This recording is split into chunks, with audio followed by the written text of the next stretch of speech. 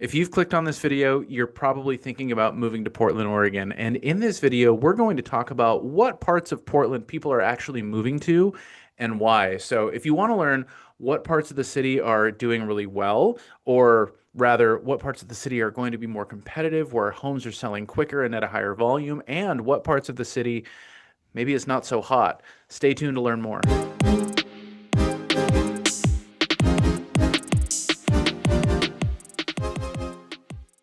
Hey, what's up, everybody? This is Paul Clem with the Oregon Relocation Team coming to you from Portland, Oregon. And in this video, we're going to take a look at sales data from the past 3 months, the past 90 days in Portland proper. So within city limits in Portland, looking at all of the transactions of single family homes between $400,000 and $1.5 million. So that is a pretty big range, but you're really not going to be finding much of anything under $400,000. And once you get to 1.5 million and above, maybe even 1.2, 1.3, but definitely 1.5 million and above, there are always going to be fewer transactions. It represents a much smaller segment of the buyers overall and of the homes that are sold. So we're looking at the widest range possible where most of the action is happening. So of course, a $400,000 home, four, five, $600,000 home in some cases is going to be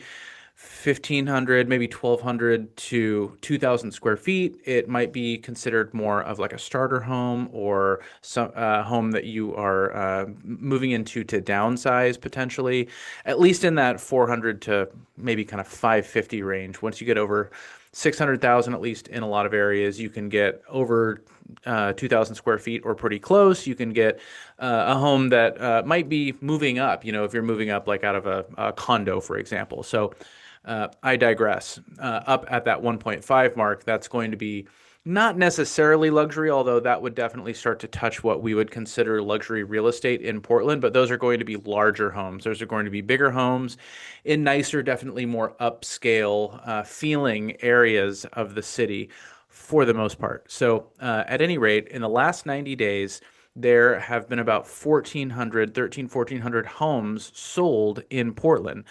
And what I really want to break down in this video is, where are these homes being sold? What are the prices in these areas? And do a little bit of speculating as to why some areas are seeing more real estate transactions and some areas are seeing fewer, and in some cases far fewer than others. Oh, and hey, if this is your first time to the channel or you've been here and you haven't already and you want to get more videos like this, make sure to hit the subscribe button, tap that little bell to get notified every time we drop a new video. Okay, so looking at these 1,300 plus transactions that have happened in the last 3 months in Portland, I really want to talk about, again, where these transactions are happening and why. Because if you are thinking about moving to Portland and you're thinking about, okay, what areas are going to have what I'm looking for, what areas are going to provide the type of environment that I want to be in, what are going to be the areas where my budget can get me what I'm looking for, or I can get a really good deal. Obviously, people's criteria, what they're looking for, varies and ranges, but I want to talk a little bit about some of these different areas in Portland, break this down so you, as somebody who is relocating to the area, can start to get a better feel for, okay, what areas are hot, what areas are not, what areas are really expensive, what areas are going to be more kind of urban or bustling or have like a really true Portland feel, and what areas are going to be a little bit more maybe removed or suburban feeling. Again, there's a really big range, and we've helped so many people relocate to Portland, move to the Portland metro area from all over the country and the world.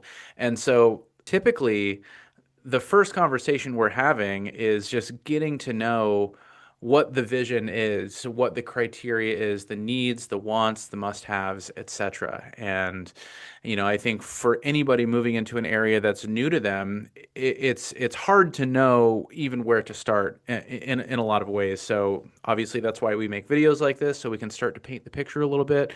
Often when we connect with people and they've watched some of our videos, they already have some kind of an idea, or some things have stuck as far as what they can get and where, what different areas are like. And if you are thinking about moving to Portland, and if you want to talk about neighborhoods, parts of towns, your budget, your timeline, put together a game plan, whatever it may be, give us a call, send us a text, shoot us an email, or click the link down below in the description of the video. Schedule a Zoom call with us. We can talk all about it. Okay, sorry, I promise I'm going to get to the point here. So in this video, we're going to look at where people are moving to. We're going to look at, whether or not the market in Portland is a little bit lopsided. And we're going to talk about why that may be, or what is drawing people to specific areas, maybe what's pushing people away from specific areas. Is it prices? Is it lifestyle? Is it a combination of those things?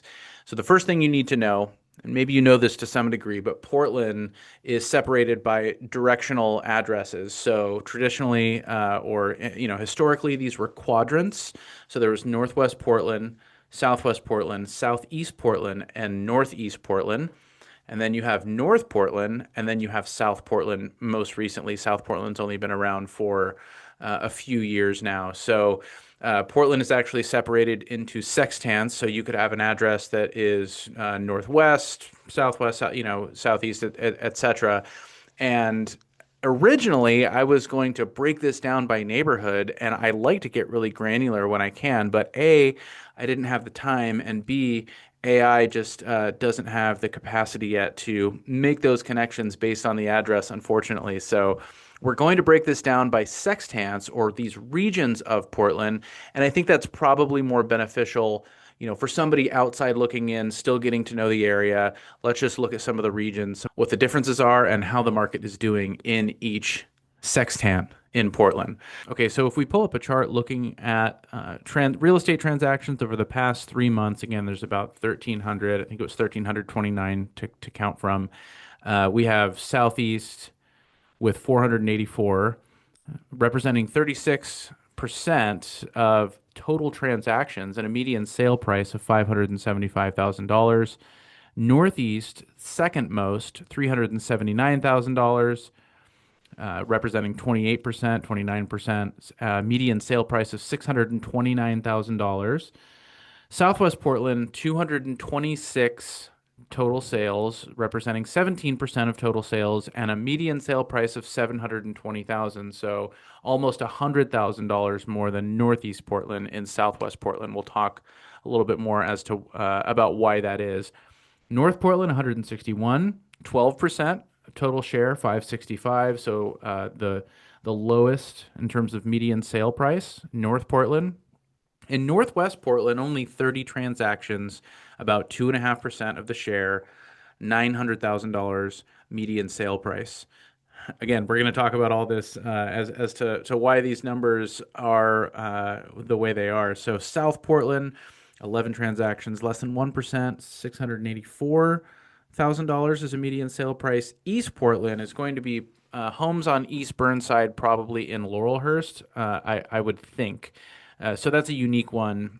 The only properties that have an east directional address are right on Burnside, which separates north and south. So if you're on the east side of the river and you're on Burnside, if you're north of Burnside, you're in northeast. If you're south of Burnside, you're in southeast. And Burnside itself is East Burnside. So Laurelhurst is the big neighborhood, at least where you would probably see the most demand, the most popular neighborhood, where East Burnside goes through. Again, only 4 transactions, so $758,000 is a median sale price. We can ignore East and unknown here. So again, 1,300 in total were counted, 1,300 even actually. So okay, so what are we seeing here? We're seeing Northeast Portland and Southeast Portland account for 2/3 or more than 2/3 of total transactions over the past 3 months. Northeast Portland and Southeast Portland happen to be the largest directional areas in Portland as well. So there's going to be some pattern or correlation with just the sheer size, meaning there's a larger housing stock, and the total number of homes sold. Now, also, when we look at Southeast Portland, the median sale price, $575.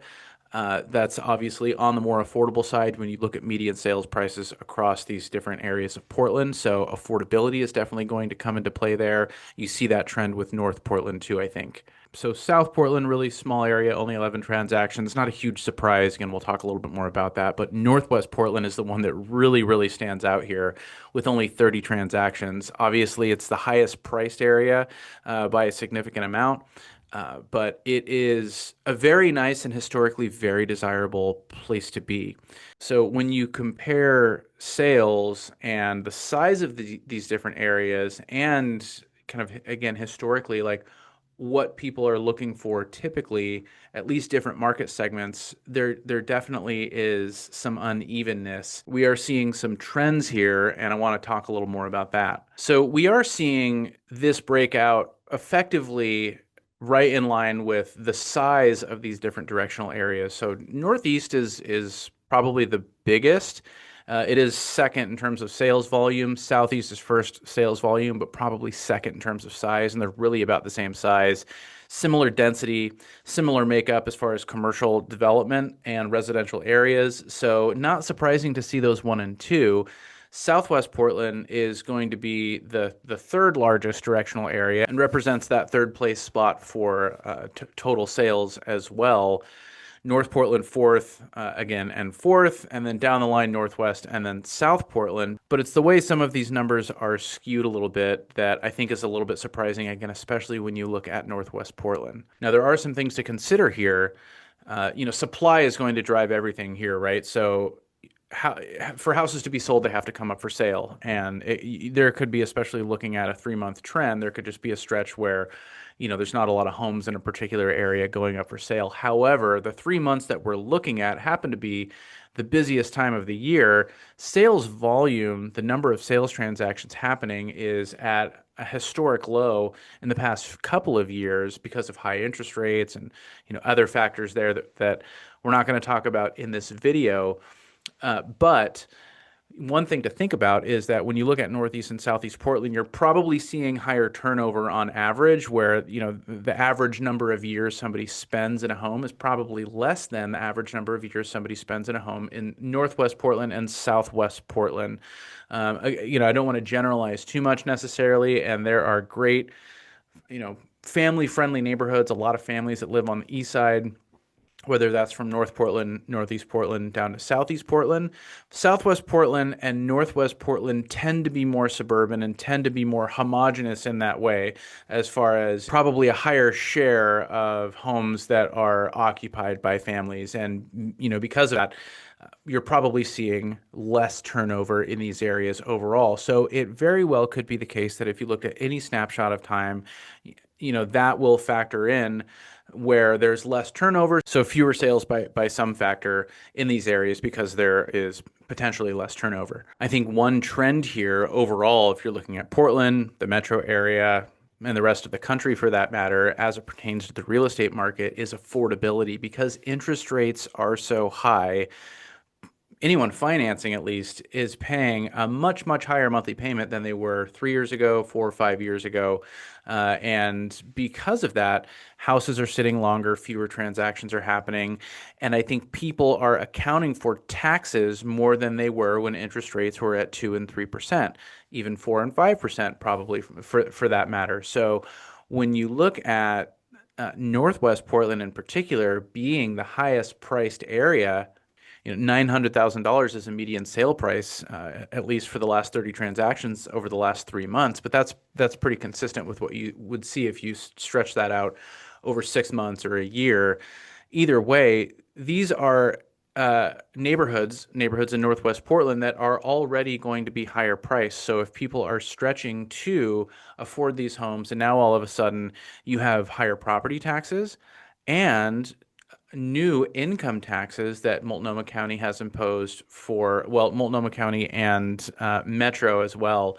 There is 2.5% income tax that's metro-wide. So Multnomah County, Clackamas County, and Washington County for services for the homeless population. There's also a 2.5 income tax. There's also a 2.5% income tax in Multnomah County for preschool for all. And that is something that I think, again, people are really taking into consideration.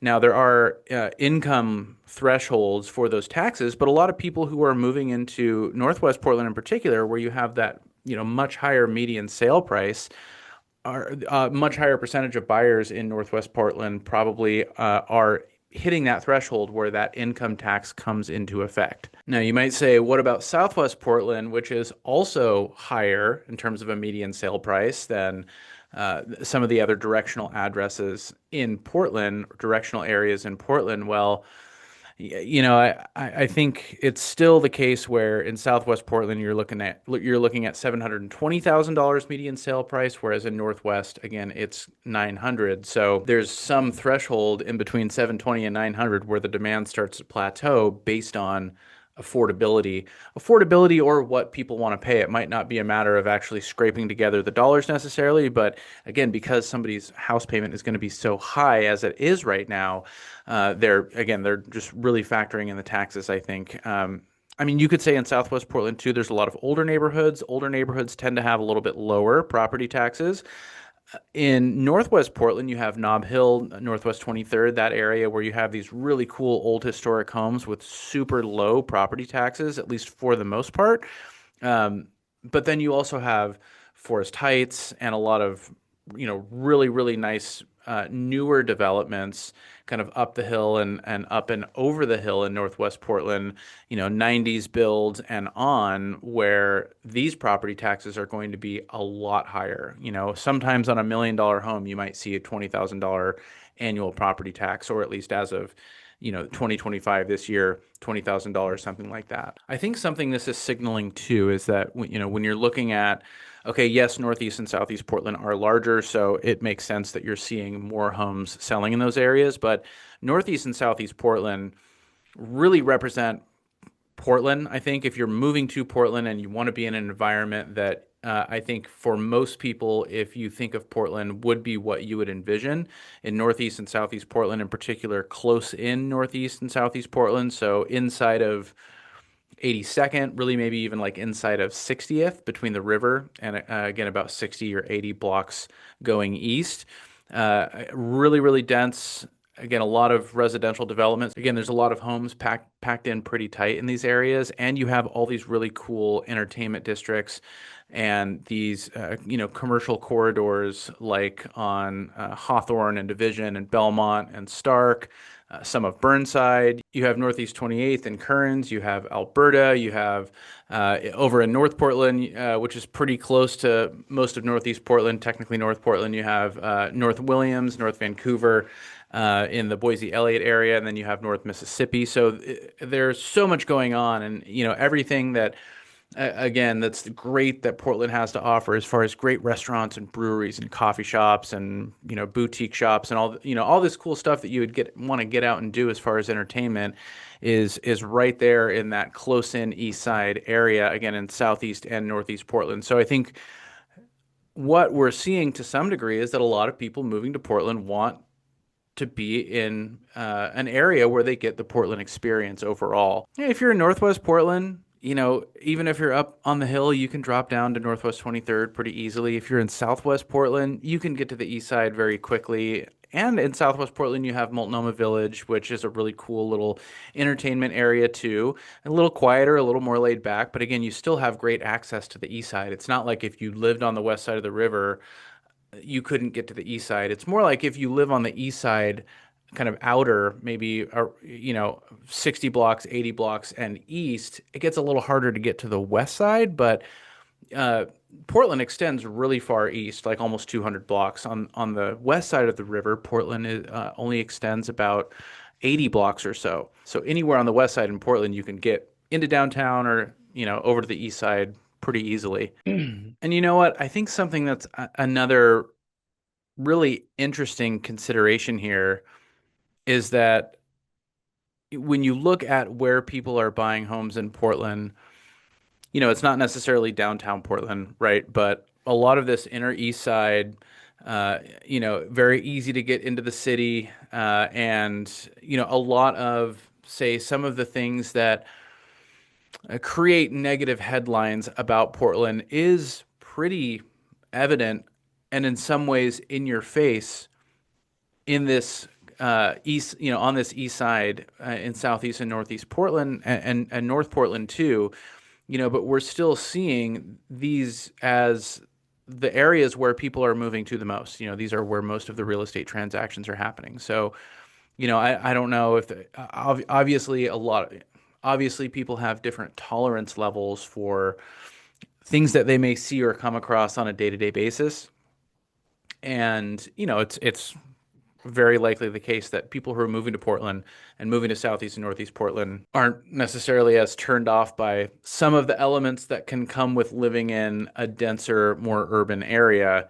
But I would say it's interesting that a larger share of the sales, again, are in these kind of denser, more urban feeling areas, as opposed to the quieter, more laid back, more suburban feeling areas. Now, again, it could all be affordability for sure, but it could also be, where things are trending too. I mean, that's definitely how things are trending in the last 3 months. And anecdotally, I've helped a ton of people who want to be move to Portland, who want to be in kind of in the mix, and they want to be in an area that feels lively and it's bustling and there's restaurants and walkability.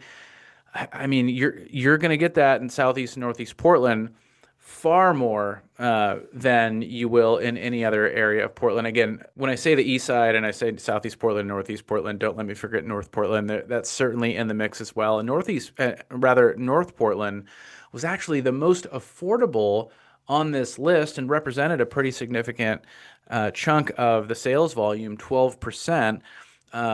And there's some really awesome neighborhoods in North Portland. So don't count out North Portland. You have, again, close in, you have North Mississippi and North Williams, some of the best restaurants, etc., that you can get in Portland. Then you also have St. John's all the way up north. You have the University of Portland. You have some great parks, Pier Park. You have the Skidmore Bluff. So there's a ton of great stuff going on in North Portland too. I'm not forgetting about you, North Portland, I promise. In fact, I mean, if you really want affordability, that's where we're seeing the most of it. There's probably also a larger share of smaller homes in North Portland. So I don't know if it's necessarily a lower price per square foot that we're seeing in North Portland. It's a lot of smaller bungalows, a larger share again of smaller homes than you're going to get in Southeast and Northeast Portland. And you can quote me on that, although I'm just going off again more anecdotally, my observation. Okay, hopefully you've gotten some value at this point. And honestly, this is something I probably should have done at the beginning of the video because it's probably more valuable or at least more engaging or interesting to you. But I want to just go through each of these directional areas or sextants in Portland and talk about, okay, what are the things that are going to be drawing people to these areas? What are the upside of moving to Southwest, Northwest, etc. And just going down the line with areas that have seen, the highest to lowest sales volume. Southeast Portland, I think, is really the true core of Portland, the heart of Portland is Southeast. Southeast Hawthorne in particular, just the OG main drag of all the cool shops and restaurants and, kind of a long time hippie district. And it's changed and evolved over the years, as everything has. But Southeast Hawthorne is definitely, if you were visiting Portland as a tourist, a place that you would go, potentially the first place you would go. But you also have like Southeast Division, Southeast Belmont, Southeast Stark. You have all these great main drags with, again, just really, really cool walkable areas to hang out. Even further south in Southeast Portland, you have Selwood Moreland. And then you have Eastmoreland too, which is kind of like this ritzy upscale feeling neighborhood. But Selwood Moreland, a really cool kind of laid back feel, but it's almost like its own little small town in a way. And then you have Woodstock just east of Selwood, which is another cool kind of hidden gem. It's probably a little more like locals there because it's a little bit more off the beaten path. But because of Southeast Portland's size and what it has to offer, I mean, that in and of itself makes its spot as number one in terms of sales volume in the last 3 months. No surprise. And then Northeast Portland, probably a little bit smaller than Southeast Portland and a little more expensive, but still a really, really big directional area in Portland. Northeast Portland has these really, really cool old historic neighborhoods with incredible architecture and tree-lined streets and a ton of historic charm. And there's a lot to like. I think a lot of people are pretty wowed when they see some of these neighborhoods in Northeast Portland, like Irvington and Sabin and Alameda and Grant Park and Rose City Park, even there, and Laurelhurst. A lot of Laurelhurst is in Northeast Portland as well. I mean, just some of the coolest homes you'll ever see, some of the most idyllic, kind of old timey, well, maybe not old timey, but kind of like turn of the century, early century charm, with again this really distinct Portland architecture that you can get throughout the city, but the kind of the concentration and the volume of these big old historic homes is pretty unmatched when you look at Northeast Portland. And then there are a lot more modest areas of Northeast Portland as well that kind of look and feel like neighborhoods of Southeast Portland and North Portland. But those nicer, quote unquote, neighborhoods, or more notable neighborhoods, I should say, bring up the price a little bit. These are larger homes that tend to carry a little bit of a higher price tag, but I don't know. It's not like I think for what you get, it's not like they are crazy expensive. Some of the houses in some of the neighborhoods that I'm talking about, maybe starting around 750,000, and if they're a little bit larger, fully restored, you can push 1.2, 1.3, maybe 1.5 million. But there are a lot more modest homes in these neighborhoods, and a lot more modest neighborhoods within Northeast Portland as well. Northeast Portland feels a little more laid back. It feels a little more not quite suburban, but residential, I would say, where Southeast has all these, great main streets. Northeast Portland, you have good proximity to like Williams and Mississippi.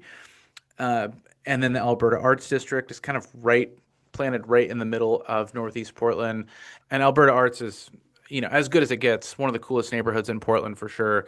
A lot of really fun stuff to do there. And the walkability and access to Alberta Arts is great in Northeast Portland. But I think Northeast Portland, at least to some degree, feels a little more buttoned up, a little more adult than Southeast Portland. And Southeast Portland probably has a little bit of a higher share of non-owner occupants, probably a little bit younger.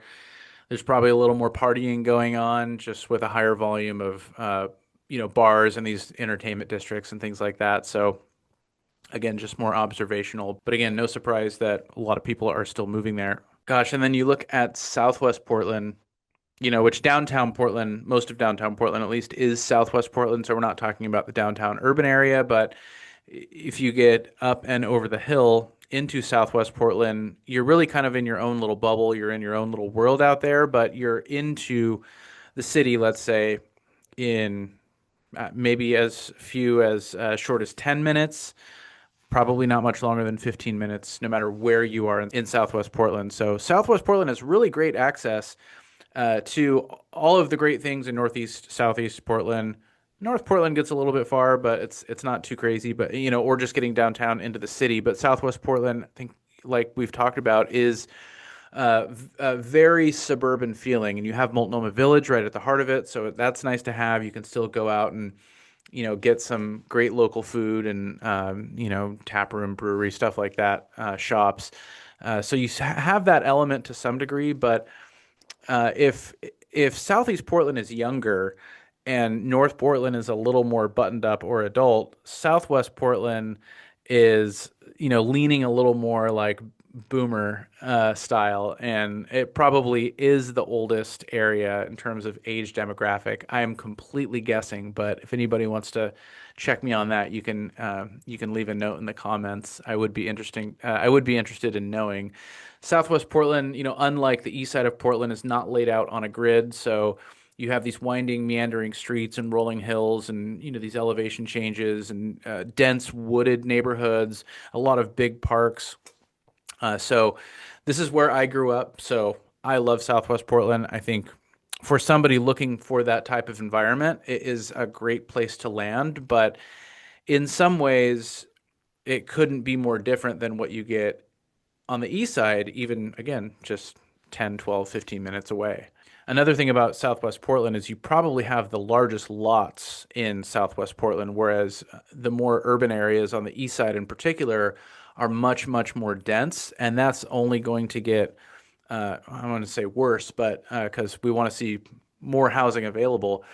Uh, but Portland is allowing a lot of infill where, you can have multiple units on one tax lot, and that's the case in Southwest Portland too. But um, you're seeing a lot more infill on the east side of the river, and in Southwest Portland, it's not uncommon to have a fifth of an acre, a quarter of an acre, a third of an acre, and so it is a pretty big area. Maybe not quite as big as Southeast and Northeast Portland, but it's not as dense either. So it might be punching above its weight a little bit as far as its total share of the housing stock relative to how many homes were sold, say in the last 3 months, like we're looking at. But it's a really unique area that's beautiful. It's probably a little bit sleepier, but I think it's probably also starting to turn over a little bit too. Okay, I already ragged on Northwest Portland quite a bit. I now live in Northwest Portland, and I love it. I think most people like Northwest Portland and appreciate what it is, what it has to offer. Forest Park, Northwest 23rd, the Pearl District, but then up the hill, really cool old historic homes, a lot like what you get in Irvington and some of these neighborhoods in Northeast Portland, but larger, more grand, city views, things like that. So there is this kind of upscale, ritzier feeling element to a lot of Northwest Portland, starting in the Pearl, where you have like, luxury condos. You also have more modest condos and studios and things like that too. But then getting up the hill, it feels like an area where people have a lot of money, I guess, just to put it bluntly. And then you get up and over the hill, and you have a ton of development that's taken place in the last 20 or 30 years. Again, in Forest Heights, most notably, this is an HOA community of like 12 or 1,300 homes. And this is an area that homes are sitting on the market like crazy right now. And that was not the case even a few years ago. And this was once like a super desirable, really sought after area. In a lot of ways, it's like, you were gonna, if people had their top two areas of where they were maybe gonna buy like their family home and, move up into the home that they're going to stay for 25, 30 plus years, it would be like Lake Oswego and then Forest Heights, would be kind of the two areas in Portland where I think people would have kind of 1A and 1B. And again, we're seeing a lot of homes in that Forest Heights area in particular sitting on the market. We're seeing prices a little bit flatlined, and I think it's a lot of it is the taxes again, especially relative to what interest rates are and what people are already paying just to finance a house. But don't get me wrong, there's still some deals that can be had. I mean, on the other hand, this is an area that is sure to appreciate. It's super unique, beautiful homes, nice big homes. And right now, it's definitely an area where you can get incredible deals. So for somebody looking for some of the best deals in Portland, look no further than Northwest Portland. And of course, South Portland, which I don't think I've mentioned once in this video. It is the newest directional address in Portland.